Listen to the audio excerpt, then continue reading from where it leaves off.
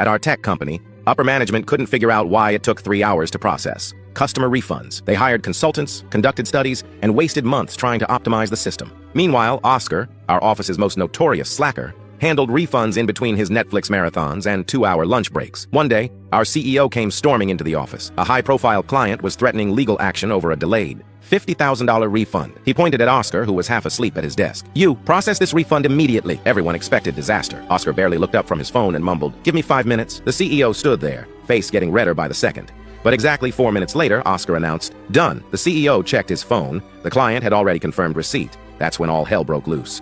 The head of operations demanded to know how Oscar had processed a refund in minutes when their optimized system took hours. Oscar just shrugged and said, "I wrote a script that automates everything." Turns out, while everyone else was following the 47-step refund procedure, Oscar had spent one afternoon coding a program that did it automatically. He'd been using it for months, finishing his work in minutes while pretending it took hours so he could watch YouTube videos. The CEO was furious, not at Oscar, but at everyone else. "You're telling me this kid solved a problem that's cost us millions in lost clients and consulting fees just because he was too lazy to do it the hard way?" Management called an emergency meeting. They made Oscar demonstrate his script, which revealed how ridiculously overcomplicated our system was. His program bypassed 30 unnecessary approval steps, 4 redundant verification processes, and 3 separate departments. The next day, Oscar got called into the CTO's office. Instead of being fired for bypassing protocols, they offered him a promotion to head a new automation department. His first project? Finding other inefficient processes to streamline. Oscar accepted on 3 conditions. He could work from home, have flexible hours, and keep his mini fridge. The company agreed instantly. Within 6 months, his team of self-proclaimed lazy programmers had automated 70% of our manual processes. But here's where it gets interesting. The other departments started sabotaging Oscar's projects. They'd intentionally break his automated systems and claim they were unreliable. People were terrified his efficiency improvements would make their jobs obsolete. Oscar didn't even bother fighting back. He just called another meeting and pulled up a screen showing every employee who deliberately corrupted his code, along with timestamps and their digital fingerprints. He'd automated the process of catching people who tried to break his automation. The saboteurs got fired, but Oscar hired them all for his team. "They're smart enough to hack my systems," he said, "but too lazy to do it without leaving traces." Perfect combination. 3 years later, our company's processing times are down 90%. Oscar's department has saved the company $50 million in operational costs. He still takes 2-hour lunches and watches Netflix at his desk. But now he does it while his automated systems handle work that used to take hundreds of people. Last month, a rival company offered Oscar triple his salary to jump ship. He declined by sending an automated response. Writing resignation letters is too much work. The CEO immediately doubled his pay and added a second mini fridge to his office. Yesterday, I overheard our CFO complaining that Oscar's entire department seems to do nothing all day. The CEO just laughed and said, "Last quarter, their nothing saved us more money than every other department combined." 6 months after this conversation, I was sitting in the lunchroom when Oliver, one of Oscar's original saboteurs, rushed in with his face completely drained of color. "It's happening," he stammered, gripping the back of a chair. The board finally caught on. Turns out our parent company had noticed what Oscar's department was doing. They wanted to replicate the model across all their subsidiaries. The only problem? They needed Oscar to personally oversee implementing automation in 17 different companies across the country. Remote work and flexible hours weren't gonna cut it for a nationwide efficiency overhaul. "Oscar's gonna flip," Oliver muttered. "He literally built a system to order food delivery without picking up his phone. They're asking him to travel." The emergency board meeting was scheduled for 3 p.m. Word spread fast. People were placing bets on whether Oscar would quit or accept what everyone was calling the nightmare promotion. His current salary was rumored to be around $80K plus stock options. The new position? $500K base, plus unlimited travel budget and executive benefits. At 2:55, Oscar strolled into the boardroom wearing his signature outfit, faded jeans, company t-shirt from 2019, and those beat-up sneakers he'd been rocking since day one. The board members, all in their pristine suits, shifted uncomfortably. Our CEO tried explaining the opportunity, how Oscar could revolutionize their entire corporate structure, save hundreds of millions, transform the industry. Oscar listened for exactly 3 minutes, then interrupted. "Counteroffer. I'll build you a system that can implement automation anywhere, automatically, but I'm not leaving this building." The board members exchanged confused glances. "You want us to pay you $500,000 to build something that replaces your own travel?" $500,000, Oscar corrected. "Plus I get to hire a team of 20, full creative control, and unlimited budget for R&D. He yawned dramatically. "The alternative is you spend the next 5 years trying to manually replicate what I did here, probably screw it up, and waste billions in the process." The CFO, who'd been calculating furiously on his iPad, looked up with wide eyes. "The projected savings from implementing your system company-wide would exceed $2 billion annually." He turned to the board. "At this scale, any delay costs us millions per day." Oscar leaned back in his chair, feet up on the conference table. "Clock's ticking. I got a Netflix series to finish." 10 minutes later, Oscar had his deal. But the real kicker came when they asked how soon he could start building this automated implementation system. He pulled out his phone, tapped the screen a few times, and said, "Already done. I built it last year when I got bored during the Christmas party. The head of HR nearly choked. You're telling us you've had a multi-billion-dollar solution sitting on your laptop this whole time? Not my laptop, Oscar grinned. Company server. Files called Definitely Not Important exe. Been testing it on our system for months. That's how we've been so efficient. The next week, Oscar rolled up to work in a brand new Tesla. When I asked him about the fancy car, he just shrugged. Needed something comfortable for my 5-minute commute to the office parking lot. Plus, autopilot lets me watch shows during the drive. His new team started arriving the following Monday. 20 of the most notorious lazy employees from across the company's branches. People who'd been written up for sleeping at their desks, who'd spent more time building elaborate systems to avoid work than actually working. Oscar had handpicked each one based on efficiency potential. The first hire was Mila, who'd been fired from accounting for rigging the photocopier to automatically scan and sort documents. They called it unauthorized modifications, she explained over coffee. I called it not standing at a copier for 4 hours. Then came Blake, who'd figured out how to automatically generate weekly status reports by scraping emails for keywords. His system was so good, his manager nominated him for Employee of the Month without realizing the reports were completely automated. By month 3, Oscar's laziness labs had transformed from a joke to the most valuable division in the company. They weren't just automating tasks. They were eliminating entire job categories that shouldn't have existed in the first place. The payroll department went from 25 people to 3. HR's hiring process that used to take 6 weeks now took 6 hours. Even the executive assistants were nervous as Oscar's team created Human Free, an AI system that scheduled meetings, managed calendars, and even drafted emails with each executive's writing style. But the real chaos started when Oscar automated the automation itself. He created Lazy AI, an artificial intelligence that could analyze any business process and design automation solutions. The board was ecstatic. Other departments were terrified. You're building yourself out of a job, I pointed out during one of our increasingly rare lunch breaks. Oscar raised an eyebrow. Building myself out of work is literally my job description. He wasn't wrong. Lazy AI's first autonomous project was streamlining the company's research division. It identified 17 redundant research projects, highlighted 3 promising innovations that had been overlooked, and suggested team reassignments that cut costs by 40% while increasing output by 60%. The research director went from hating Oscar to demanding he automate everything. I spent 20 years thinking we needed more researchers, she confessed. Turns out we needed researchers doing different research. That's when things got weird. Other companies started calling. Not to hire Oscar. Everyone knew he'd never leave. They wanted to rent his brain. Google offered $10 million for a weekend consultation. Amazon wanted to buy Lazy AI outright for $500 million. Oscar turned them all down with automated responses. Currently too lazy to change companies. Success requires too much effort. Becoming a billionaire sounds exhausting. The board tried to pressure him to at least license Lazy AI to competitors. They'd made a deal with him, but they still wanted to capitalize. Oscar's response was to unveil Mega Lazy, a system that could predict and address corporate inefficiencies before they even occurred. Why sell last year's innovation, he asked the board, when I can keep building tomorrow's convenience? Mega Lazy's first prediction? A mass resignation wave hitting tech companies within 6 months. Employees across the industry were burning out from excessive meetings, pointless protocols, and busy work that Lazy AI had identified as universally inefficient. People are finally realizing they're working hard to look busy, Oscar explained. Feet propped up on his standing desk, he'd converted to a sitting desk. But when your actual work takes 20 minutes, sustaining 8 hours of performance theater is exhausting. Sure enough, within 3 months, major tech companies reported unprecedented turnover rates. Employees were quitting without new jobs, lined up, citing efficiency fatigue and performative productivity burnout. Our company, meanwhile, saw turnover drop by 70%.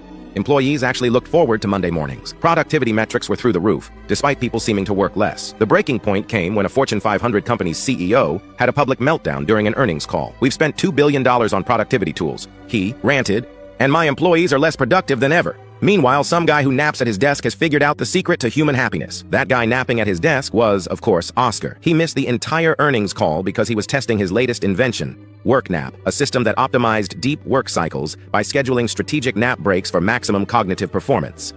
Same week, Harvard Business Review requested an interview with Oscar. They wanted to study his revolutionary approach to workplace efficiency. Oscar's response was peak Oscar. I built a bot that answers interview questions. It's trained on 10 years of TED Talks.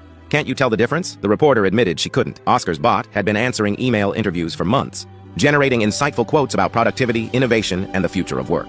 The prestigious business journal had been publishing AI-generated wisdom without realizing it. But the real masterstroke came when Oscar decided to solve the company's biggest remaining inefficiency, meetings. He created Meeting Mortician, an AI that attended all virtual meetings, summarized key points, identified action items, and sent follow-ups, all while the actual participants could focus on deep work. The first week, meeting attendance dropped 90%. By week 2, employees reported their most productive quarter on record. By week 3, executives who'd built careers on running meetings were quietly being restructured into advisory roles. The boardroom confrontation was inevitable. You're dismantling our entire management structure, the chairman accused. Oscar didn't look up from his phone. No, I'm automating the parts that were already automated. You just didn't realize it. He pulled up a screen showing meeting transcripts from the past year. Look familiar? Same agendas, same talking points, same decisions. Your managers have been running the exact same meeting with different slide decks for 12 months. My AI just made it honest. The chairman's face went through several shades of red before settling on a sickly green. So what do you suggest? Fire all our managers? Promote them, Oscar replied to everyone's surprise. Give them actual problems to solve. Hard stuff. The creative decisions, the human elements, the things AI can't do. Stop wasting brilliant minds on tasks a $50 chatbot could handle. 6 months later, our company restructured entirely around Oscar's philosophy. Managers became innovators. Meetings became optional. Results became the only metric that mattered. The craziest part? Company revenue doubled. Employee satisfaction hit all-time highs. The press called it a revolution. Academics wrote papers about the Oscar effect. But Oscar himself remained unchanged. Still showed up at 11 a.m., still left at 3 p.m. Still watched Netflix at his desk while his creations reshaped corporate America. Last month, Time magazine put him on their cover. The fee, a man who solved work. Oscar's only comment, they AI generated that photo. I was too lazy to sit for it. Today, as I watched Oscar demonstrate his latest creation, Slack Slayer, a tool that automatically converts unnecessary Slack messages into focused work time, I realized something profound. We've spent a century optimizing humans to serve systems. Oscar just flipped it. He optimizes systems to serve humans. His laziness isn't avoiding work, it's refusing to participate in its waste. The sales team was skeptical during the demo. What if someone sends an urgent message? They asked. Oscar's response was pure gold. I define urgent as something that can't wait for you to finish actual work. If it's truly urgent, they'll find a way to reach you. If not, it's just another distraction masquerading as importance. Within a week, the sales team reported their highest conversion rates in company history. Turns out, uninterrupted focus on actual selling beats constant message monitoring. But the real twist came when a startup offered to buy Oscar's entire automation portfolio for $5 billion. The catch? They wanted exclusive rights. No more helping. Our company. The board panicked. They called an emergency session. They were ready to negotiate, to grovel, to beg Oscar to stay.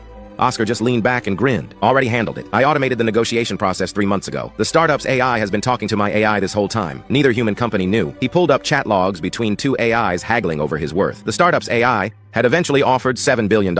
Oscar's AI had countered by asking for a lifetime supply of pizza and continued employment at the current lazy-friendly terms. Wait, our CEO sputtered. AI systems can negotiate multi-billion-dollar deals without human oversight? Only the lazy ones, Oscar replied. Took me a weekend to code. Hardest part was teaching them to recognize corporate BS. The negotiations continued for another month. During that time, Oscar unveiled his magnum opus, BossBot 3000, an AI CEO that could run entire companies based on principles of minimal bureaucracy and maximum efficiency. Why have human CEOs make decisions based on outdated business school theories, he announced, when AI can optimize based on real-time data and actual results? The room fell silent. Everyone was thinking the same thing. Was Oscar suggesting he replace our CEO? The CEO himself asked the question everyone was afraid to voice. Are you saying I should fire myself? Oscar shook his head. The opposite. I'm saying you could actually be a human being again. Do the inspiring, the vision casting, the impossible stuff. Let BossBot handle the spreadsheets and status meetings. 3 weeks later, our CEO appeared on CNBC looking more relaxed than he had in years. Thanks to new automation systems, I've gone from managing numbers to imagining futures. I'm not working less, I'm working on what actually matters. The interviewer looked confused. But don't you worry about losing touch with day-to-day operations, not when the day-to-day runs better without me, he replied with a grin that reminded me of Oscar's signature smirk. Meanwhile, Oscar's next project was already in motion, EduLaze,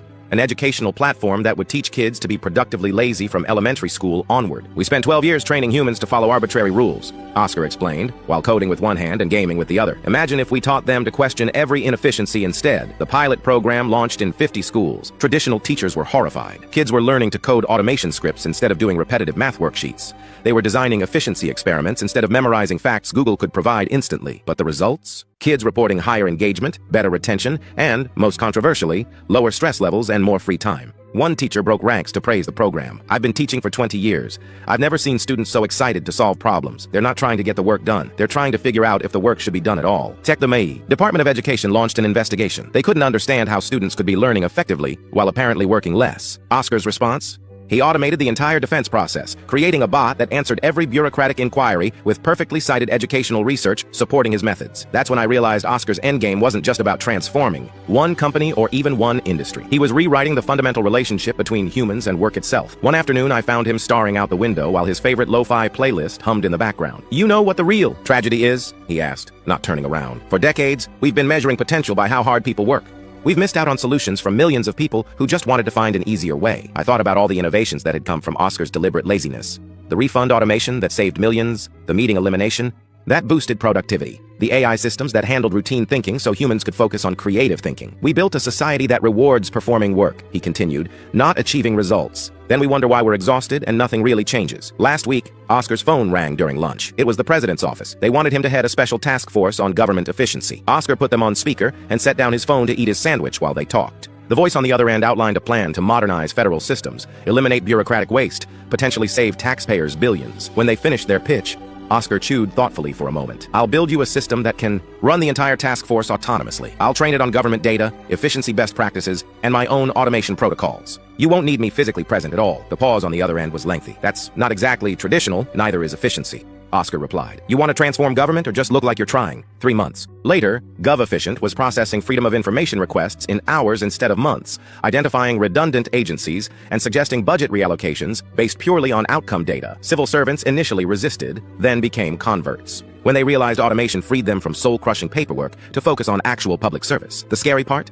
Oscar had built GovEfficient in a week, then spent 2 months making it run slow enough that politicians could understand what was happening. Change management, he'd explained with air quotes. People need time to adjust to being efficient. It's traumatic for them. Today marks exactly 5 years since Oscar automated that first refund. Our company's market cap has increased 10x. Other corporations are desperately trying to hire Oscarologists, efficiency experts trained in his methods. But the real revolution is in the workforce itself. A new generation of workers openly identifies as productively lazy. They wear it like a badge of honor. Job listings now advertise positions for efficiency innovators and automation philosophers. The culture shift is profound. Performance reviews now include metrics like unnecessary tasks eliminated and processes simplified. Managers are praised for making their team's work obsolete. Oscar himself continues operating at his own pace. He upgraded from 1 mini fridge to 3. He started a podcast called Automating While Sleeping, which he records during his afternoon naps. Every episode is entirely AI-generated based on his sleep talk patterns. When asked about his plans for the next 5 years, Oscar just grins. I'm automating the concept of planning. Too much work to think that far ahead. But I've seen his code repository. There's a folder labeled End Work 2035, containing hundreds of files. Whatever he's building, it's bigger than anything we've seen. And somehow, impossibly, he's doing it all between Netflix episodes and power naps. The true genius wasn't in the automation. It was in Oscar recognizing that human laziness, properly channeled, might be the most powerful force for innovation in history. Last week's staff meeting ended with a standing ovation when Oscar's latest system eliminated the need for staff meetings. As people filed out, the CEO pulled me aside. You know what the board's biggest fear was when we first promoted Oscar? They thought his laziness would be contagious. He gestured around the office at employees calmly focused on meaningful work, automated systems handling the rest. Turns out that's exactly what we needed, and somewhere across the office, feet propped up on that famous desk, Oscar was already innovating our next obsolescence.